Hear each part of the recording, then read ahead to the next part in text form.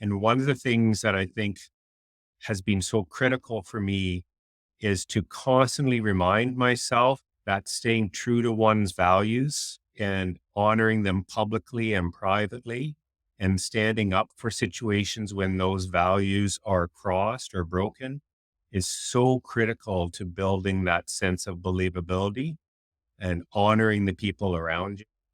If we look at valuing inclusivity, valuing accepting people for who they are, valuing honesty, transparency of intention. If those are things that one holds very true, then when those are confronted or challenged, I think leaders have a responsibility to respond to that challenge in a way that is always respectful and polite and caring and compassionate, but not backing down from the challenge. Mhm.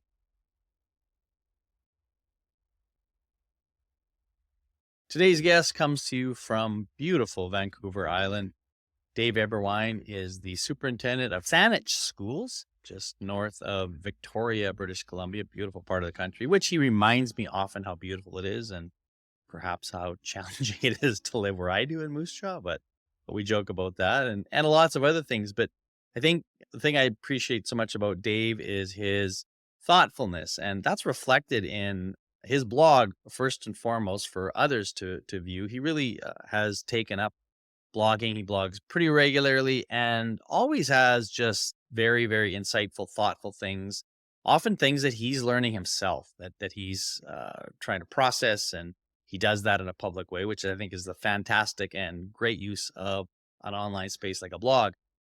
And then secondly, he did something this summer that I was very fascinated with. And I think I even get a little credit for encouraging him to actually write a blog post about it. And that is he decided to learn to play guitar and sing for his daughter's wedding. And we talk about that and how that is such an important part of being a leader, and that is being a learner first. And Dave truly is that. And I just so appreciate his approach and kind of gentle nature. And we just have a great conversation. So I hope you enjoy my conversation today with Dave Eberwein, Superintendent of Saanich Schools in beautiful British Columbia. So, Dave, what in the world made you think that you could play and sing at your daughter's wedding? What gave you that idea? Well, the idea was that I wanted to do something special for her because her wedding was going to be in our family home's backyard. But what could make me think that I could play and sing? I think I was being pretty naive at the time, and maybe optimistic is the more positive term. But I started out practicing about 7, 8 months before the wedding, and it was not going well for a long time. So it really was a leap of faith on my part to determine if I could actually pull this off. Would you have any musical background? I was involved in music through all the way through high school. And then in my first undergrad degree, I worked part time in a community band, earning beer money and gasoline money every Thursday night. And so I do have some music background. I know how to read music. I can keep a tempo. I understand how music generally works. So I thought I have some background to go into this with, but had never really picked up a guitar before I tried to do this. I have a similar story. I wasn't doing it for anything quite as significant as you were doing this, but I know the feeling of this is harder than it looks because you just look at people playing guitar and you think this shouldn't be too hard. How long was it into it before you felt like maybe I could do this? Like I like sort of I got over the hump or whatever that hump might have been. Well, let me paint the timeline. Our daughter's wedding was in July this past summer, and I came up with this idea the previous November. And I picked up the guitar in November, and my wife had gotten it for me a few years earlier, and I really hadn't taken it out of the case more than 3 or 4 times and strummed it and wasn't very good. And it was strung for left-handed playing. So I had a left-handed guitar, and I would tried that for about a month in November, and it was not going well. The left hand wanted to do the right hand's things, and the right hand wanted to do the left hand things. So After that first month, I took it into a music store and said to the guy, look, I'm so new at this. Please don't laugh at me, but is it possible to restring this so it lies the other way? And he said, well, it's possible, but I'm not sure it's going to work because the tuning might not align because the bridge is certainly angled and blah, blah, blah, blah, blah. Anyways, he restrung it. He said he played it. It worked like 97% there. And I said, good enough for me. I took it home in December, started to play again, was still rough, but I could feel that if I was going to get it, this was the way it was going to have to play. And in January, I had a colleague here at work give me a couple of lessons. But honestly, Dean, it wasn't until towards the end of March where I could get each hand doing what it was supposed to be doing. And I could try to maybe put some singing words on top of it, but it was super rough. But it took like 3, 4 months before there was even an inkling that I might be able to pull this off. So as you're doing this and you wrote about it on your blog, and as soon as I read it, like I immediately, or you told me about it, I just thought immediately, like, what a powerful thing to model and demonstrate to, I mean, not only your daughter and your family, but more broadly to the Saanich community that you serve. Was that going through your mind at all in terms of, empathy towards learners and learning in general, that you were struggling and yet you were persevering, and did that thought come into your mind about how that connects back to being an educator and a learner? That's a great question.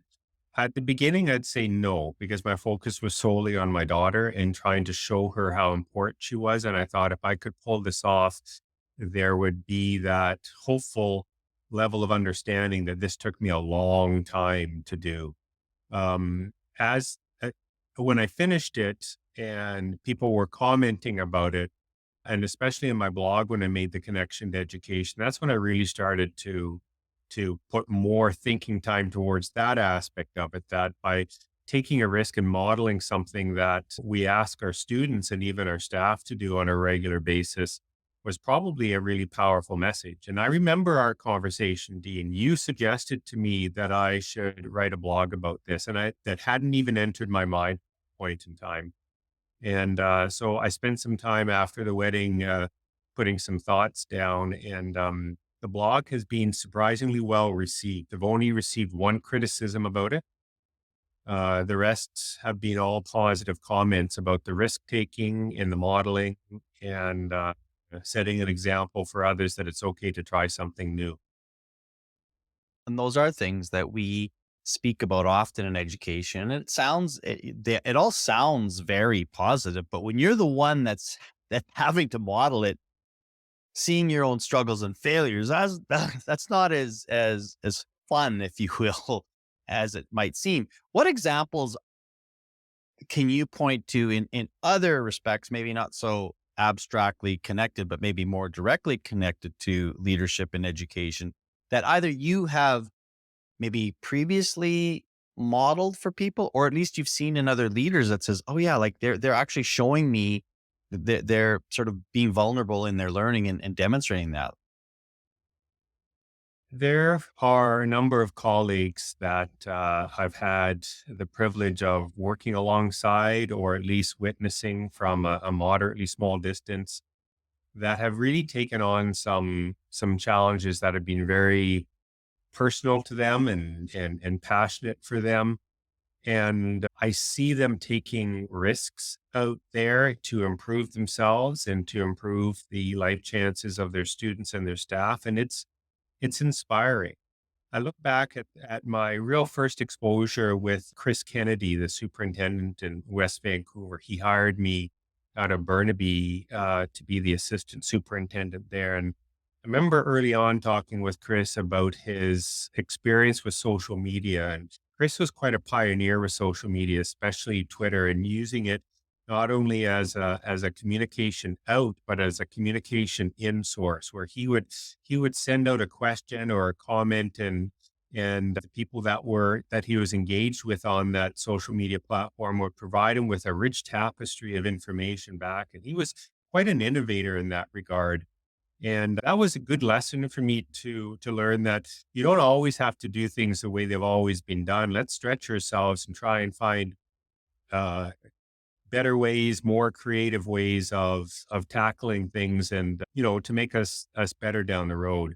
Another colleague, Kevin Godden, who just retired out of the Abbotsford School District, has been a real pioneer around anti-racism in the province, and that's a risky road sometimes to travel down. But he did it with grace and with dignity, and being humble along the way, but being passionate. And when you see those types of values being exhibited out in a fairly public forum, those types of things I find are very inspirational for me and encourage me to take risks to improve my own learning and to make things better for our school communities. Yeah, those are two great examples, and both are people that I highly respect as well. I think one thing you touched on there is especially the authenticity that you bring with that. I think people can sniff that out if it's not authentic, and I think that's where people's maybe don't get the same amount of respect and grace, if you will, because as you're taking those risks, there's a chance, not a chance, there's a high probability of failure. That you're going to make a mistake along the way, and you're going to, Yes. and I'm sure if you ask Chris, I'm sure not everything he shared in social media is always like, I probably should have said it differently or didn't Mhm. quite go like, because you're getting that feedback, right? And I'm sure even with Kevin, he might tell you that there were times he should have presented something differently, but as you said, the authenticity of it allows people to give you, I know what this person's trying to do. So let Yes. me partner with them and help them along the Yes. way, as opposed to just being critical of them. I don't know if that resonates at Yeah. all. When you talk about that authenticity piece, Dean, to me, authenticity is about living consistently with the values that you hold dear to yourself and being consistent no matter who your audience is. And when I would have a personal conversation with Kevin Godden, maybe we're sitting down after a meeting, a superintendent's meeting, and over a coffee or a glass of wine or something like that, and having a conversation, there's a real believability when I sit down and have a conversation with him, whether we talk about racism or not. His values are true and he holds true to them in that venue, and he'll hold true to them in a venue where there's 600 people in the audience or 1,000 people in the audience, or if he's blogging about it or if he's tweeting about it. And I think that piece is so critical in leadership, that you build that consistent voice, and that builds that authenticity. The same thing could be said for Chris. I trust both of those colleagues tremendously because they are consistent and they are transparent in what they believe, and they stand up for what they believe, and that's so critical. So I've been privileged to, I mean, I knew you before you came over to Saanich, and kind of, have watched and stayed very closely connected with you since you've been there. So you have had time to present yourself in whatever authentic way that might be. What would you say your leadership lessons have been in the time in Saanich that maybe you didn't experience in previous leadership roles in West Vancouver and Burnaby? Yeah, great question again, Dean. Let me just take a sidetrack for a second here. In my progression through my career, I've had the good fortune of occupying a number of different job titles, and I've been in three different school districts. And every now and then, there's a position of responsibility that sort of stands out from the others in terms of where the buck stops. School principal was one of those. The school operations fall on the shoulders of the school principal. If you're a vice principal, you also have responsibility, but it doesn't feel the same as being a school principal when you know that the buck stops with you. Being a superintendent, this is my first and likely last superintendent gig before I hang up the career cleats. But it feels different than the other roles I had in the two previous school districts, whether that be as a director or an assistant superintendent or a teacher or a department head, those types of things. In this role and in this community where I wasn't really known, I felt it was critical that I find a way to get my values out there consistently. And so I started to tweet. I began my own blog to help communicate my values out there. And one of the things that I think has been so critical for me is to constantly remind myself that staying true to one's values and honoring them publicly and privately and standing up for situations when those values are crossed or broken is so critical to building that sense of believability and honoring the people around you. So, for example, and I'll just rattle off a few values that are important to me, and it's not an exhaustive list, but if we look at valuing inclusivity, valuing accepting people for who they are, valuing honesty, transparency of intention. If those are things that one holds very true, then when those are confronted or challenged, I think leaders have a responsibility to respond to that challenge in a way that is always respectful and polite and caring and compassionate, but not backing down from the challenge. Because I think if you start to change your tune because the going gets tough or the audience might not be super receptive to your idea, then people don't know who to believe. Who's the person that they believe? The person in this situation or when they're in a different situation? And in this role, I'm sometimes praised or criticized for decisions that I had nothing to do with because they were made by somebody else. But because I'm in this position, I need to be accountable for those decisions as well. And so, really important rudder for me is every day when I'm confronted with decisions that need to be made or challenges that are before me, staying true to those values so that I don't have to, you know, I don't have to explain myself in a different situation to a different person because of the way I responded in this situation versus that one. My values speak for themselves and I can always reflect on them and use them as my conversation hosts. Well, I mean, that's the leadership lesson that you're describing, right? Is how important that is. You mentioned when you said, in certain positions, the buck stops here. You realize Mhm. that to a certain degree as a principal and in other roles. And now it's this sort of ultimate role of where the buck stops. It was interesting. I had a conversation with a superintendent in Alberta recently who we were talking about. I think we are just talking about wellness in general sense. And they talked about some data they had around community.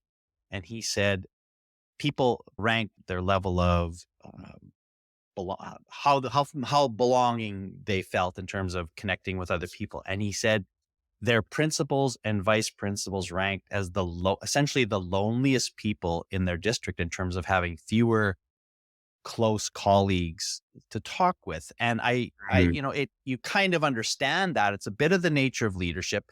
Here you are as a superintendent, and I know you have lots of, colleagues in your position as well. And I've always commented on the collegiality that I see amongst particularly British Columbia superintendents.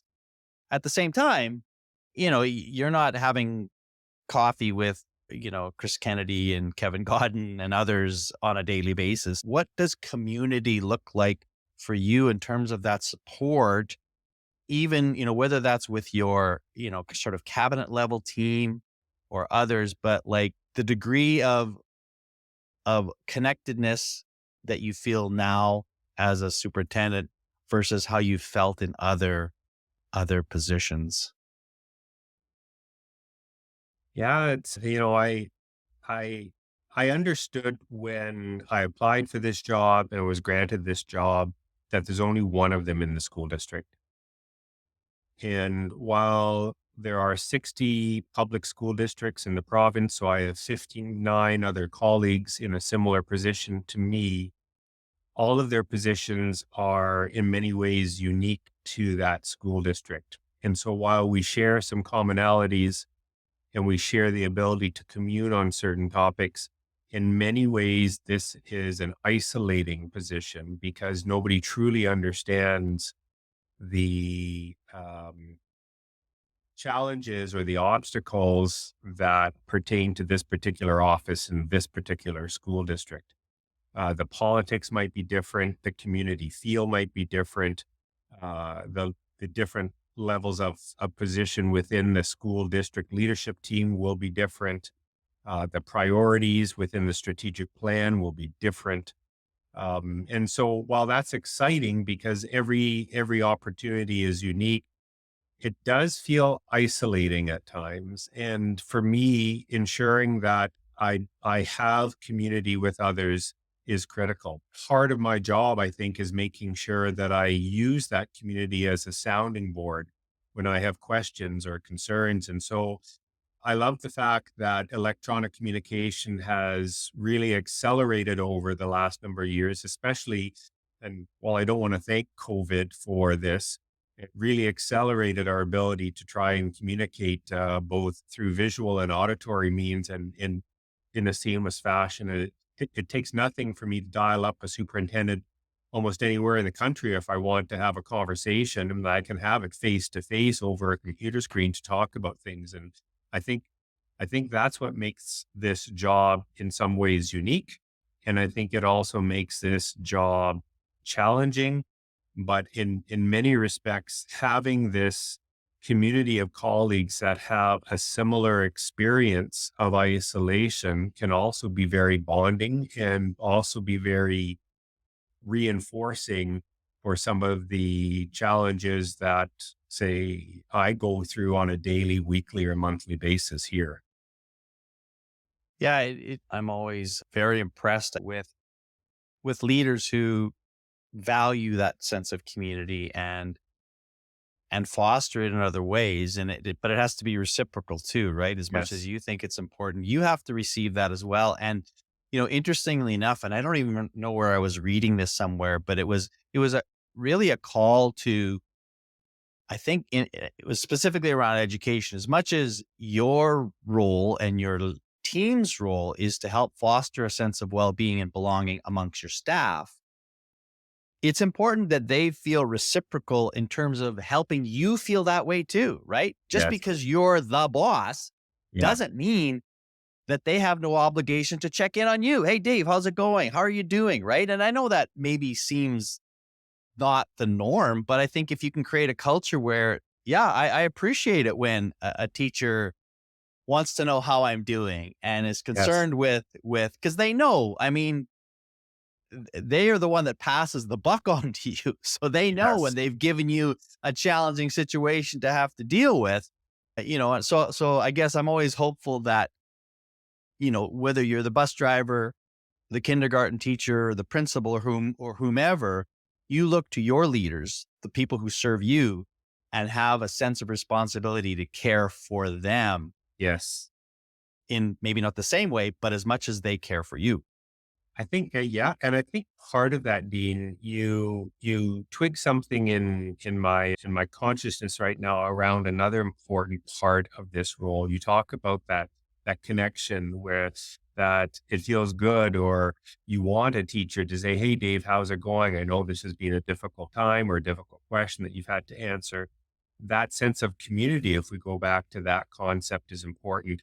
And as a superintendent, I think because this position can be isolating in many respects, I have less hands on day to day contact with teachers in the classroom, with custodians down the hallway, with bus drivers running their routes, et cetera, that there is a very real risk of, in some respects, being, I don't know if dehumanized is the right term, but not understood as a person, more understood as a position of authority. Yeah. So one of the reasons why I have tweeted more that in this role than in others, one of the reasons why I have created a blog to talk about my values, one of the reasons why I work as hard as I can to get out into schools and or into meetings that necessarily I'm not a party of, but going in and having conversations with people, is to establish that human connection so that there is an understanding of who I am as a person as well. And while I will always be their boss and might not have the same type of collegial relationship as a colleague at a similar level in the hierarchy would necessarily have, it is important to me to always try to find ways to find that human connection so that there is that, again, that believability and that establishment of trust and that transparency of purpose behind decisions that might be made from this office. So that's such an important part. And it is like pushing a boulder up a hill. It never gets easier. You always have to have pressure on the boulder and you always have to dig your feet in and find another way to move it up another inch or two. Because if you don't, you suddenly become more of a figurehead and less of a human being. And I think that doesn't help in a K to 12 public education setting where we're really working our thing that we're producing are people, Right. our citizens, are people that have compassion and respect for others. And I don't think you can have a leader in an organization like that that isn't known as somebody who is able to make connections or have that personal touch. Well, and it kind of comes back to the authenticity conversation, right? And how do you kind of present your whole self to people so that they see all the sides of it and can connect with you on a number of different levels. Yeah. I think I think about, but which makes me think about. I was going to ask you a little bit about, you know, looking ahead to the role of AI, and Mhm. there's this juxtaposition of we want to maintain the humanity of ourselves, and yet we have these powerful tools in front of us that can enable us to do things that maybe we couldn't do before, or learn in maybe ways we couldn't learn before. So I just wonder how you envision AI kind of playing out in the near future, anyway. For me personally, I haven't played around with like Chat GPT or other AI as much as I would have liked to have at this point. I know we're all using AI when we pick up our cell phone and we talk to the assistant. That's a form of AI in itself, obviously. Um, Even gaming consoles have AI built into them now and everything. Um, at the risk of oversimplifying what AI is and what it could do, I do look at it as a tool. I remember back when I was in high school and electronic calculators came out. They were going to be the death nail to thinking. They were going to strip mathematical intelligence out of our heads. And we were going to be relying on just punching numbers and symbols into a machine and it would spit out an answer and we wouldn't have to do any more thinking about it. And there was a real reluctance to have those tools in the classroom instead of slide rules or times tables. And of course, that hasn't materialized. There are other tools out there as well that have come along in the educational sphere, and there have been worries and concerns that it was going to ruin education. And while AI is, I believe, on a different level than many of those tools, to me, it still is a tool. And I think it has the possibility of helping to equalize certain aspects of education that might have been a little bit out of reach for some of our student population. So, for example, students that might have learning disabilities or communication disorders, or even those that don't have identified blocks like that, but might just have writer's block and don't know where to get started in writing an essay. I think AI has the possibility of helping to level that access playing field again, like things like calculators or voice to text translators or those types of things have had in the past to allow students more accessibility to their education. I think as this thing starts to grow and morph over the next few years and the AI tools become even more sophisticated, as long as we keep an open mind to the possibility of how we can use them and adjust our teaching and assessment methods to ensure that the work that we're receiving and the contributions that students are making are legitimate, I think AI has the possibility of being a very powerful asset to the education system. Yeah, I think that the last part is the key part of it is how do we, I think it probably forces us to continue the journey of rethinking assessment, right? Like Yes. what is learning, right? What is it that we value? So that I don't think you can have the conversation without that. But so as we wrap up here, a couple sort of, I call them the fun questions. I don't know why. I got to come up with a better name because I don't know if they're fun. They're just not education-y. So I don't know, like some fun. Other than learning to, by the way, what song did you sing? Sunshine on My Shoulders by John Denver. There you go. What were you, did you have any chance to, or maybe you're doing it right now? What are you reading or did you read in the last little while that's piqued your interest? Last year, I was focusing on a personal growth topic around racism. And I read a book called Me and White Supremacy. It was part of a reading group we were in, and I'm rereading it again. I think I got a lot out of it last year, and I think I could get even more out of it as I read it again.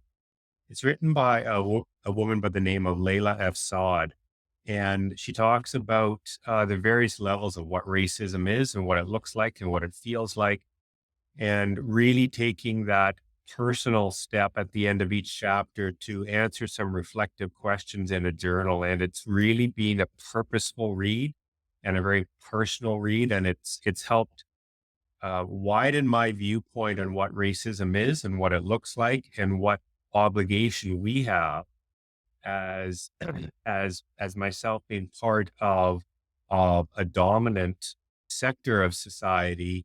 What role do we play, and what does that look like in terms of our leadership role within an education system? It's been very enlightening, and many of the things I have shared out publicly, but there are some things personally that will just stay with me as personal reflections as I look forward. Awesome. That's great. What about when you and Patty sit down after a long night? Is there any kind of binging that you guys are watching, or you just maybe got your own little binge routine? Anything on out there that's interesting in that field? We love the very tight mini series that are showing up on some of the streaming services out there right now. And we've been binging a number of series written by a man in the States by the name of Taylor Sheridan. And he's written Yellowstone, right? Yellowstone. Yep. He's written The Lioness that we just finished watching. The Yellowstone spinoffs, 1873, 1923. I hope all of these continue because they've been fabulous. But there's one that we just finished that I was told to watch that I didn't know was a Taylor Sheridan series. And I was hesitant to watch it because I have never been a fan of this particular actor. It stars Sylvester Stallone and it's called Tulsa King, like Tulsa, Oklahoma. Yeah, yeah. And he is phenomenal in it. He is perfectly cast as a gangster. It is an incredibly written story. And Dean, if you haven't watched Tulsa I King, haven't.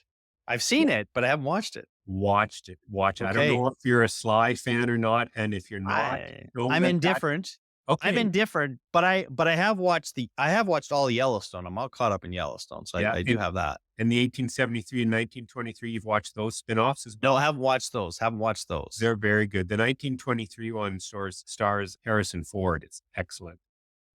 Anyways, watch Tulsa King. And then I Okay. want to hear back from you what your Okay. thoughts are on it. Okay. All right. It's a great series. Well, yeah, and that's what I say. Like my wife and I sometimes, like she like, I mean, she's watched every Brit box. If it's British or have Nazis in it, Yeah. she's all over it. Anything with British or like that's her. And I'm like, yeah, not so much. So but we do have a few that we share. So sometimes I'll introduce one to her. We'll watch a couple, and then we decide to keep going with it. But that's the next one I'm gonna throw our way to see if we can Good. find Yeah, that one. do it. I think you'll like it. I want to hear what you think of it. Okay. And last question. Vancouver Island Yeah. is a stunning place. People love to visit there. It's great. You're going to go downtown and see all the flowers and lots of cool stuff, whale watching, so forth. What's maybe a lesser known spot? It could be just like a little restaurant, a little park Yeah. place that people should check out on the island, whether it's Saanich or the area. So for people not familiar where Saanich is, we're just north of Victoria. There's a bit of It looks like a backwards J the way Vancouver Island is shaped, and we're on the little tip of the J at the bottom. So we're this peninsula that is just above Victoria. So we're surrounded by ocean on three sides, and we are a very geographically tight community. So there are lots of unique aspects to the peninsula here. One of them being we're part of something called the Agricultural Land Reserve. And so it's a provincial designation that prevents a lot of building, and the land is reserved for farmland. So we have both a mix of some moderate urban density, but also lots of rural land. So we have lots of farms out here, lots of local produce that's produced out here. You'll see local farm stands all over the place. Patty and I buy our vegetables on the way home from the local stand and put our toonie in the metal box and pick up our carrots and our potatoes. It's fabulous. We have great wineries here on the peninsula. Vancouver Island isn't typically known as a winery area, but the whites that are grown over here are fabulous. One of the great little wineries is called Deep Cove Winery.